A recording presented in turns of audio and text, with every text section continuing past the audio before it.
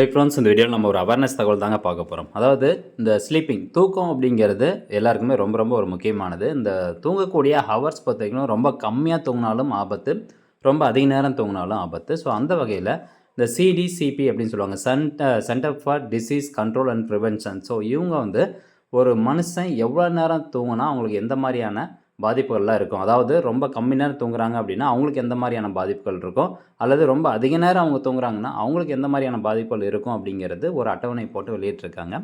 So அதில் என்ன தகவல் சொல்லியிருக்காங்க அப்படிங்கிற இன்ஃபர்மேஷன் தான் நாம் இப்போ வந்து பார்க்க போகிறோம். ஓகே, இப்போது இதுதாங்க அந்த அட்டவணை. அதாவது ஸ்லீப் டியூரேஷன் பொறுத்த வரைக்கும் இப்போ நீங்கள் தூங்கவே இல்லை அப்படின்னா எந்த மாதிரியான ரிஸ்க் வரும் அப்படின்னு பாருங்கள். இப்போ ஒரு மனுஷன் வந்து தூங்கவே இல்லை அப்படின்னா அவங்க கண்டிப்பாக இறந்துருவாங்க, ஒரு பர்டிகுலர் ஸ்டேஜில் கண்டிப்பாக இறந்துருவாங்க. அதே ஒரு நாளைக்கு வந்து 1 மணி நேரம் தான் தூங்குறாங்க, 24 மணி நேரத்தில் 1 மணி நேரம் தான் ஒரு நாளைக்கு தூங்குறாங்க அப்படின்னா அவங்க ரொம்ப எக்ஸ்ட்ரீம் டயர்டு ஸ்டேஜுக்கு வந்து போயிடுவாங்க.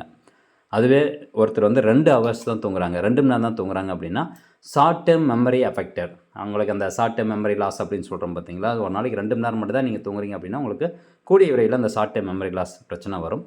அதே ஒரு நாளைக்கு 3 மணி நேரம் தான் தூங்குறாங்க அப்படின்னா ரியாக்ஷன் டைம் வந்து ரொம்ப ஸ்லோவாக இருக்கும் அப்படின்னு சொல்கிறாங்க, 3 மணி நேரம் மட்டும் தூங்குறவங்களுக்கு. அதே இப்போ ஒருத்தர் வந்து 4 மணி நேரம் தான் தூங்குறாங்க அப்படின்னா ஈஸியாக வந்து இரிட்டேட் ஆயிடுவாங்க.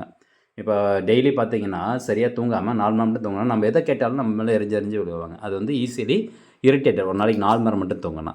அதே ஒரு நாளைக்கு 5 மணி நேரம் தான் தூங்குறாங்க அப்படின்னா அவங்களுடைய மோட்டிவேஷன் தன்மையை அவங்க இழந்துருவாங்க, செல்ஃப் மோட்டிவேஷனை கண்டிப்பாக இழந்துருவாங்க அப்படின்னு இந்த ஆராய்ச்சி வந்து சொல்லுது. அதுவே இப்போ ஒரு நாளைக்கு 6 மணி நேரம் தான் தூங்குறாங்க அப்படின்னு வச்சுக்கோங்களேன், அவங்களுக்கு வந்து கான்சன்ட்ரேஷன், டிக்ரீஸ்டு கான்சன்ட்ரேஷன், இப்போ அவங்களால ஒரு விஷயத்தை வந்து ஃபுல்லாக கான்சன்ட்ரேட் பண்ணி கவனிக்க வந்து முடியாது, ஃபுல் சிங்காக வந்து கவனிக்க முடியாது ஒரு நாளைக்கு 6 மணி நேரம் மட்டும்தான் தூங்குறாங்க அப்படின்னா. அதே இப்போ ஒரு நாளைக்கு 7 to 8 மணி நேரம் தூங்குறாங்க அப்படின்னா எந்த ஒரு ரிஸ்க்கும் கிடையாது. இதுதான் ஒரு மனிதனுடைய ஐடியல் ஸ்லீப் டியூரேஷன் அப்படின்னு சொல்கிறாங்க. நார்மல் ஸ்லீப் டியூரேஷன் ஹவர்ஸ் வந்து 7 to 8 ஹவர்ஸ். அதுவே இப்போ 9 மணி நேரம் தூங்குறாங்க அப்படின்னா it's a perfect amount for most people அப்படின்னு சொல்கிறாங்க. அதாவது இப்போ குழந்தைகள்லாம் பார்த்திங்கன்னா கொஞ்சம் அதிக நேரமாக வந்து தூங்குவாங்க.